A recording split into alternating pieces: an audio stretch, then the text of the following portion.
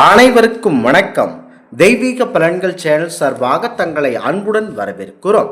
இன்று நம் காணொளியில் காண விரும்புவது ஆடி மாத சிவராத்திரி விரதம் தோன்றிய உண்மையான வரலாறு சிறப்புகளை பற்றி இந்த காணொளியில் பார்க்கலாம். வாருங்கள் காணொளிக்கு செல்லலாம். மறக்காமல் ஒரு சப்ஸ்கிரைப் செய்யவும்.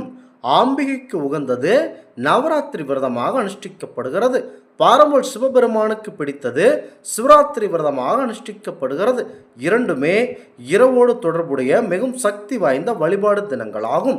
சிவராத்திரி விரதம் இருப்பவர்களுக்கு பாரம்பொருள் சிவபெருமானின் இடபாகத்தில் வீற்றிருக்கும் ஆம்பிகையின் அருளும் கிடைக்கிறது என பார்க்கப்படுகிறது. முக்கியமாக இந்த ஆடி மாதத்தில் பாரம்பொருள் சிவபெருமானின் சக்தியை விட சற்று சக்தி அதிகமாகவே இருக்கிறது.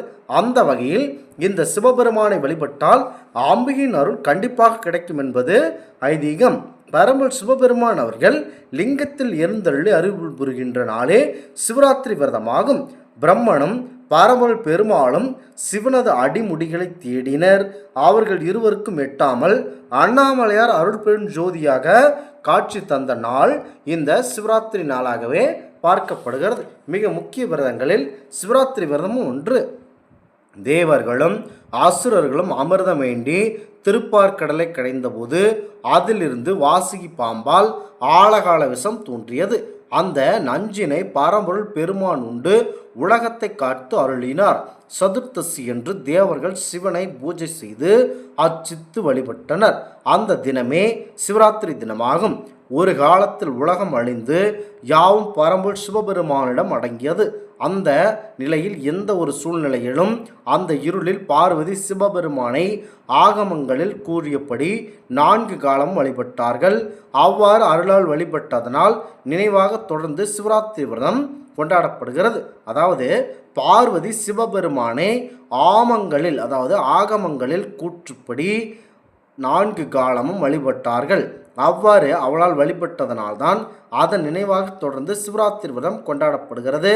அந்த இருளில் பார்வதி தேவி பரமனை நோக்கி இந்த நாளில்தான் எவ்வாறு வழிபட்டார்களோ அப்படி வழிபடுபவருக்கு இப்பிறவியில் செய்த பாவங்கள் அனைத்தும் நீங்கி செல்வமும் மறுபிறவியில் சொர்க்கமும் இறுதியில் மோட்சமும் தர வேண்டும் என்று கேட்டுக்கொண்டார்கள் பார்வதி தேவி.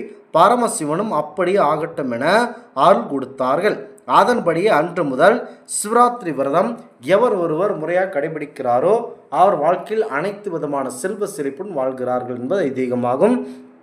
சிவராத்திரி என்று இரவில் முறைப்படி விரதம் இருந்து பரம்பொருள் சிவபெருமானை வழிபட்டால் கோடி பிரம்மஹத்தி தோஷம் விலகும் என அடுத்ததாக சிவலோக வாசமும் கிடைக்குமாகும். பிரம்மஹத்தி தோஷம் என்றால் ஒருவரை கொலை செய்த பாவம் தொற்றிக் கொண்டதற்கு சமமாகும். காசியில் முக்தி அடைந்த பலனும் கிடைக்கும். சகல செல்வங்களும் நிறைந்த மங்களகரமான வாழ்க்கை உண்டாகும் என பரம்பொருள் சிவபெருமானின் சிவபுராணத்தில் கூறப்படுகிறது.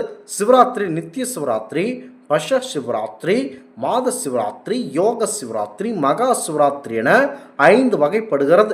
மகா சிவராத்திரி விரதம் இருப்பவர்கள் சிவராத்திரி என்று அதிகாலையில் எழுந்து குளித்து முடித்துவிட்டு பிரம்ம முகூர்த்த நேரமான அந்த வேளையில் பரம்பொருள் சிவபெருமானுக்கு படத்திற்கு சிவ பூஜை செய்து அருகில் உள்ள சிவபெருமானின் கோவிலுக்கு சென்று பரம்பொருள் சிவபெருமான் தரிசனம் செய்து வர வேண்டும்.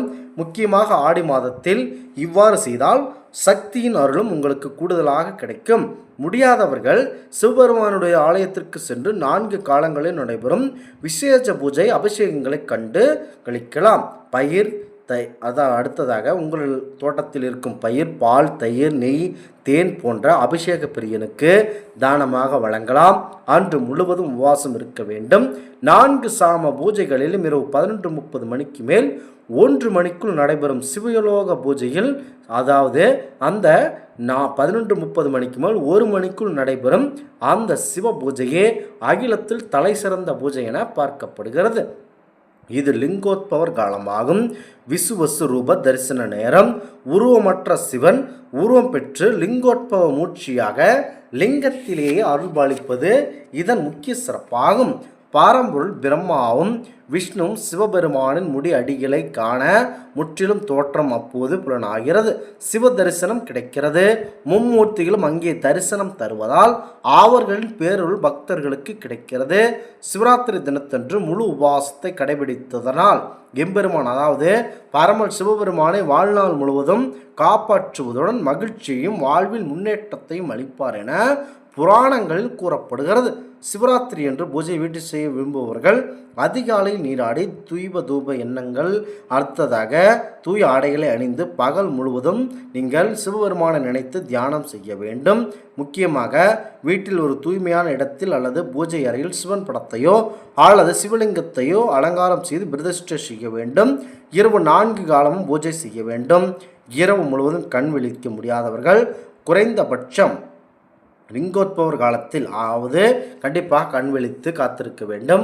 அதிகாலை 3 மணிக்கு வில்வ இலை மற்றும் மலர்களால் சிவபெருமானுக்கு தீபாராதனை காட்ட வேண்டும்.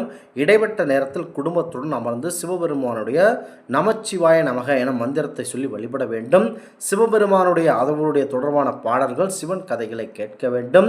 முக்கியமாக சினிமா டிவி பார்க்கவே கூடாது. முதல் ஜாமத்தில் சுத்த அன்னம் படைத்து காய்கறிகள் ஆகியவற்றை வில்வ பழத்தையும் நிவேதனமாக செய்ய வேண்டும். 2ஆம் ஜாமத்தில் லட்டு பலாப்பழத்தையும் 3ஆம் ஜாமத்தில் நெய் கலந்த பலகாரங்கள் பாயாசங்கள் மாதுளை பழங்களையும் நிவேதனமாக செய்து வழிபட வேண்டும். 4ஆம் பூதத்தில் கோதுமையால் செய்யப்பட்ட பலகாரம் மற்றும் கிடைக்கும் பழங்களை நிவேதனம் செய்ய வேண்டும். ஒவ்வொரு ஜாமத்திலும் முடிந்த அளவு தன்னால் முடிந்த அளவு தானங்கள் கொடுங்க வேண்டும். விடிந்ததும் முக்கியமாக நீராடி நித்திய கடன்கள் முடித்துவிட்டு சிவபெருமானுடைய கோவிலுக்கு சென்று தரிசனம் செய்து பிரார்த்தனை செய்து உணவு உண்ண வேண்டும். சிவராத்திரி நாள் முழுவதும் உபவாசம் இருக்க முடியாதவர்கள் தண்ணீர் பால் பழங்களை உண்டு இதனை அரங்கேற்றலாம். இந்த ஆன்மீக தகவல் உங்களுக்கு பிடித்து இருந்தால் தெய்வீக பலன்கள் சேனலை கண்டிப்பாக சப்ஸ்கிரைப் செய்து கொள்ளவும். மீண்டும் ஒரு நல்லதொரு காணொளியில் உங்களை சந்திக்கிறோம். நன்றி, வணக்கம்.